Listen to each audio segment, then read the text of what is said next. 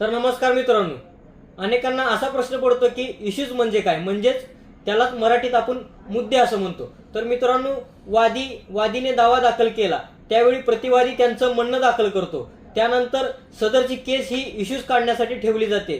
तर मित्रांनो, इश्यूज म्हणजे काय, तर इश्यूज माननीय मेहरबान कोर्ट काढते।